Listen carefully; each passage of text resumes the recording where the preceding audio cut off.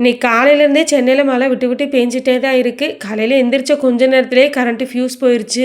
அது காரங்களுக்கு சொல்லி அவங்க வந்து பார்த்து கரண்ட்டு வர்றதுக்கே மதியம் 2:30 மணி ஆயிடுச்சு. அதனால மதியம் லஞ்செல்லாம் எதுவுமே ரெடி பண்ண முடியல. சிம்பிளாக தயிர் ஊற்றி தான் மதியம் லஞ்சே சாப்பிட்டோம். நேற்றுலேருந்தே நக்ஷுக்குட்டி வடை வேணும்னு கேட்டுகிட்டே இருந்தா. அதனால ஈவினிங் போல் அவளுக்கு உளுந்த வடை தான் செஞ்சு கொடுத்தேன். வீடியோ எடுத்துகிட்டு இருக்கும்போதே ட்ரைபேடு உடஞ்சி போச்சு. ஒரு பாக்ஸ் மேலே வச்சு தான் நான் வீடியோவே ஷூட் பண்ணேன். ட்ரைபேடு வாங்குற வரைக்குமே நம்ம வீடியோ கொஞ்சம் ஒரு மாதிரி தான் இருக்கும். கொஞ்சம் அட்ஜஸ்ட் பண்ணிக்கோங்க. சென்னையில் வடையெல்லாம் நான் கடையில் வாங்கி கொடுக்க மாட்டேன். அவள் கேட்டானா வீட்டில் தான் ரெடி பண்ணி கொடுப்பேன். அதுவும் அவளுக்கு உளுந்த வடைனா தான் ரொம்ப பிடிக்கும். எங்கள் அம்மா வீட்டுக்கு போனால் மட்டும்தான் அம்மா கடையில் வடை வாங்கி கொடுப்பாங்க. அது என்னவோ தெரியாது, எந்த வடை சுட்டு சாப்பிட்டோம் அப்படின்னாலுமே அந்த உளுந்த வடைக்கு ஈடாகாது. உளுந்த வடைனா அவ்வளோ டேஸ்ட்டாக இருக்கும். எனக்குலாம் ரொம்ப பிடிக்கும். உளுந்த வடை சுட்டு சாப்பிட்டுட்டு நக்ஷுக்குட்டிக்கு பால் காய்ச்சி கொடுத்துட்டு நானும் சூடாக ஒரு டீயும் போட்டு குடிச்சாச்சு. அதுக்கப்புறம் இன்னைக்கு செவ்வாய்க்கிழமை முருகனுக்கு உகந்த நாள். அதனால வீடெல்லாம் பெருக்கி மாப்பு போட்டுட்டு முருகனுக்கு நெய்வேத்தியத்துக்கு அவிழ் பாயாசம் செஞ்சு வெற்றிலை தீபம் போட்டு பூஜையை முடிச்சிட்டேன்.